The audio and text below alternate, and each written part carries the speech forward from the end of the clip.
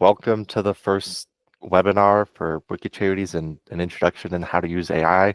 I'm Sam Calhoun. I'll be presenting today, and as a quick start, here's a message from Angie Holzer. Hi, I'm Angie Holzer, CEO and founder of Wiki Charities. A little bit about Wiki Charities. We are the largest open access global database of nonprofits in the world. So please make sure that you claim your free profile page on Wiki Charities and become validated. As part of being a part of this webinar today, you get your first annual validation for only $1. So I'm going to put the code up on the screen. Feel free to take a screenshot or write this down. Once you've claimed your profile page and you've gone through the validation process, before you pay, you can enter this code. So we have some great volunteer staff today to help you better understand topics that are important to the nonprofit sector. So feel free to ask questions and reach out in the future if you have more questions or topics that you'd like us to address. Welcome.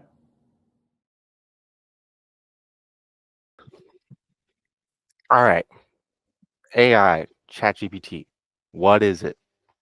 It's a loaded question. We're going to get into it. First off, ChatGPT. ChatGPT is a AI language model developed by OpenAI that generates human-like text based on user inputs. And AI and ChatGPT are not the same, but for this webinar, I'm going to be referencing them interchangeably. So no, here when I say AI, I mean ChatGPT because that's what we're teaching. I'm going to go into a little overview on how it works. This is not extremely important in actually using it, but it might help you understand why you might get some response that you get. So first thing, when you type in something, it breaks your words into smaller pieces called tokens. For example, hello might be one token, but longer words like understanding might be broken into several tokens. And it uses these tokens to figure out what you're asking and the context of your question. Now, context is very important when dealing with AI. ChatGPT specifically remembers what you said earlier in the conversation up to a limit, and it keeps things relevant to the conversation. It's like conversing with a human is the best way I found to explain it. It looks at the tokens in your words and predicts what kind of response would make the most sense based on patterns it learned from lots of text. So it goes through the internet, it goes through a whole bunch of information, learns patterns on books and how we talk, and that's how it uses that as a template to talk to us and generates a response. Response is when the model predicts the next word or token one at a time based on input, and it'll keep doing this until it's created a complete sentence or a reply. Then it turns these back into words, then back into readable text. The long and short of this is it's a lot like autocomplete on your phone, but way more advanced. It predicts entire sentences and paragraphs just instead of one word, is the long and short of it. Now, capabilities, there's a lot of capabilities with ChatGPT right now, especially in the free versions. But with higher versions, if you get into the paid tiers, we'll get into, you get more advanced models with better reasoning. All right, how to effectively ask prompts. The best way I can describe this is like talking to an employee or an expert, something along those lines. And that's what prompt engineering is. It's the asking of the question. Some guidelines for great prompts that I found in my use with AI and generating code, writing documents, creating documents, just about anything. Context is king. You need to provide the context, a desired format, and specific instructions. You can omit these, but you will get a lesser response and less accurate response for it. So instead of write about marketing, you need to be specific and say something like, as an experienced medical or digital marketing strategist, draft a 200-word content marketing strategy targeting millennials on social media platforms. So in this example, experienced digital marketing strategist is the context for the AI. 200-word context is the specific instruction on what you want out of it. And the role for ChatGPT would be like an expert, what their title is, what do they know. So this example, you would say you're an HR expert with 20 years of experience, write a comprehensive job description for a senior pharmaceutical researcher. That gives it the context of what it might do as well as what information to pull from. So again, context is key here. Step-by-step instructions. Like a human, AI is not magic. It breaks things down internally, step by step. And a good way to help expedite this process is to break it up for you or before you send it, like you're giving a task to an intern or something, for example. And more advanced techniques are to use longer prompts, which again is more along the lines of context. 450 words for extremely complex tasks. For example, I would use something like that for a complicated coding project, which is some of the more complicated things that AI and ChatGPT can do. An important step to mention is avoiding ambiguity and misinterpretation. Because AI does not think, it is just grabbing based on patterns, it will make mistakes. Again, like a human. So an important thing to mention is in any AI generated article or anything is to have a human moderator at the end to read it through and make sure everything's correct. And a quick demonstration of that. This is what ChatGPT looks like. This is the free tier. You might notice it looks a lot like Google for a good reason. So for example, we can ask a question here like, let's put in an example of a bad prompt. What is wrong with my cat? Very vague, and it'll give some things that might help, but it doesn't really know what I'm talking about because I was vague and not very specific with my context. So to kind of trim this down and get a better response, we would say something like, my cat isn't eating its food for the last 3 days and is lethargic. What are some possible illnesses?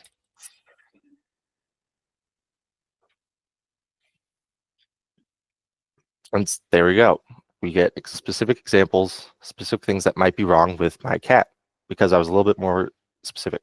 Now in this one, what I could do even more to get a better response is say something at the beginning like, you are a doctor or veterinarian. That'll tell the AI to look for those specific things, medical issues and things along those lines. It can get quite detailed. You can summarize the 5 points to just bring on like a short list to your doctor and I'll do it. So it's a very useful and very powerful tool. Now, the big three, I want to talk about this for a second. I've talked about this a little bit before, but clear and specific instructions are king. This is the most important thing. Clearly state what you want to know.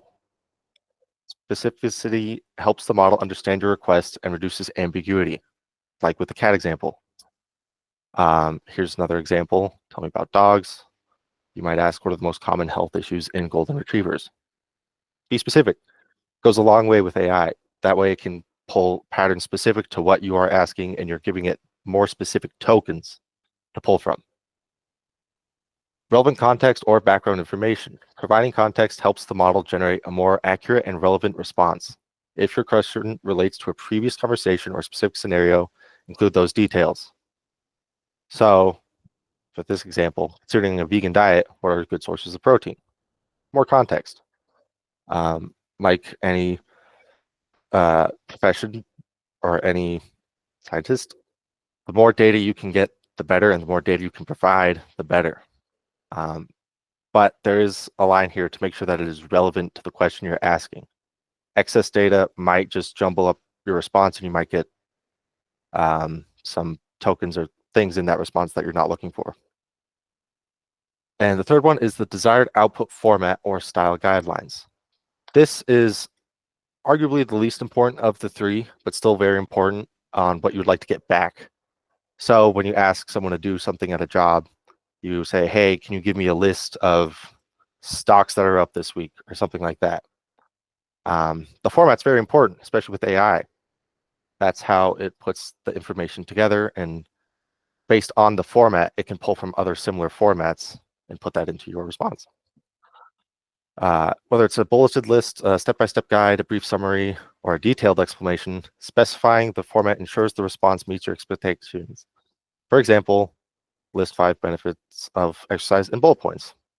I would say this one's a little vague, but the response it'll get will be specific, because that's what you asked for. Now, additional tools. So far, we just talked about ChatGPT, which is the most versatile tool. There's image generation. There's so much that it can do. But there are other materials that are very useful, like Canva. Photoshop has some AI tools now, but it all depends on what your use case is. If you're just generating documents, I would recommend ChatGPT as your go-to tool. And there's something you can do with ChatGPT that I'll show off real quick. This is my account. You can, if you have something specific that the regular model is not helping you out with, you can go to Explore GPTs, which you'll unlock once you have an account. And then you can create a GPT. Let's name him Bob, the economics expert.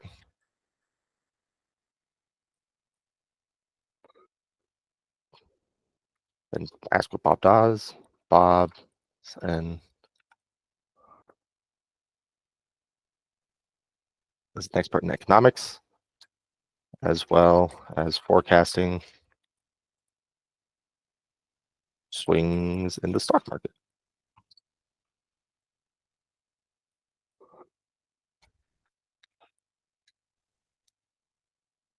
And these are the instructions. This is essentially a long prompt for ChatGPT. It's a little recursive like that. It's basically, back to the analogy of a person, it's essentially the role of the job that person has. And it will help form the AI, which you could then message over here. So, Harvard graduate with 15 years teaching economics.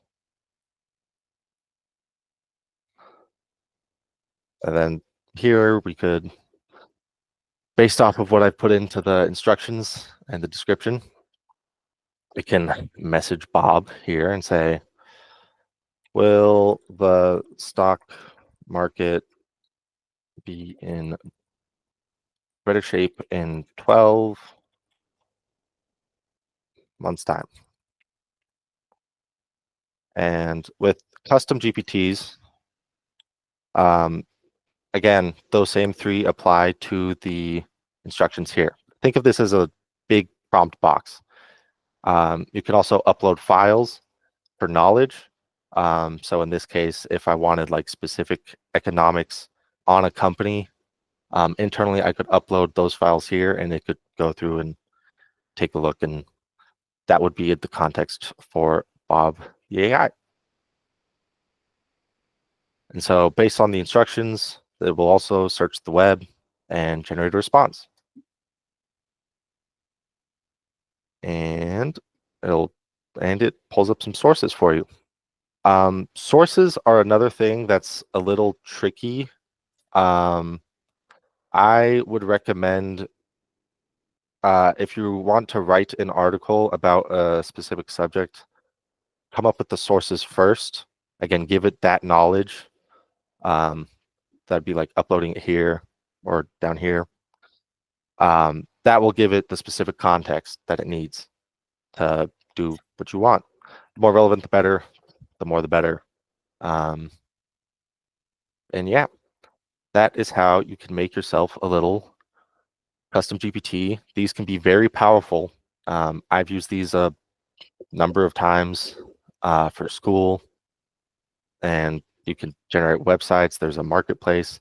ChatGPT has a lot of features and a lot of things you can use. Productivity, writing. And these are all in the custom GPT tab. And you'll unlock that once you make an account. And that's all I have for you today. But hopefully we'll get to do this again.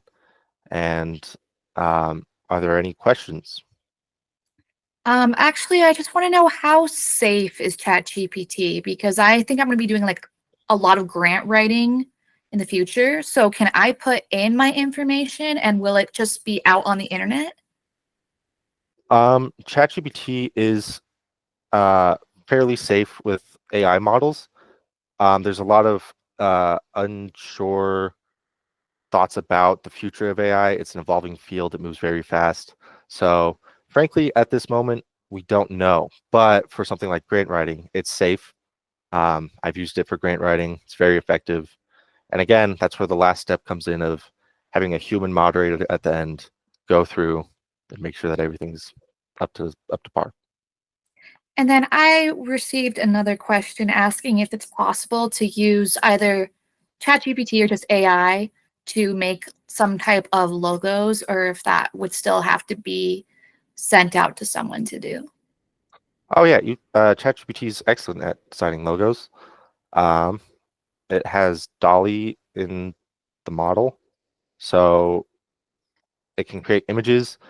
There are, I would argue, better tools. Canva has a really good logo making tool set, but if you're just trying to brainstorm ideas, ChatGPT is absolutely an easy place to start. So let's create a logo of a dolphin jumping over the moon.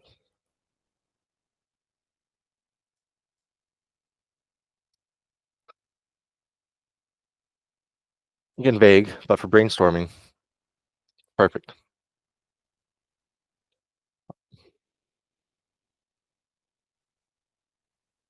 And there we go. This is exactly what I was thinking of, actually. So that's a good one.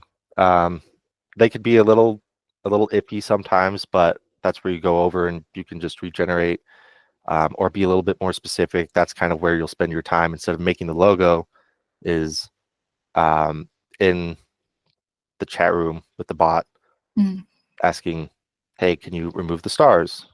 Let's see if it can do that.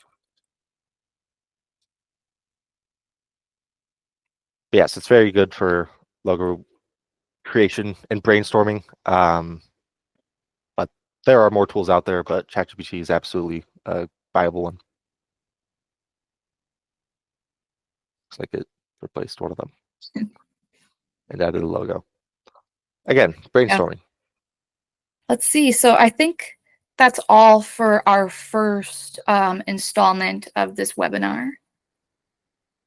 I believe so. Yeah, I covered everything I like to cover. This is a changing field, like I said earlier, so keeping up to date is very important. The information might change from one month to the next. So that's something to keep in mind. Perfect. Alrighty. So I guess we'll see you guys next time that we do a webinar, and feel free to leave any questions below. Absolutely. See you next time.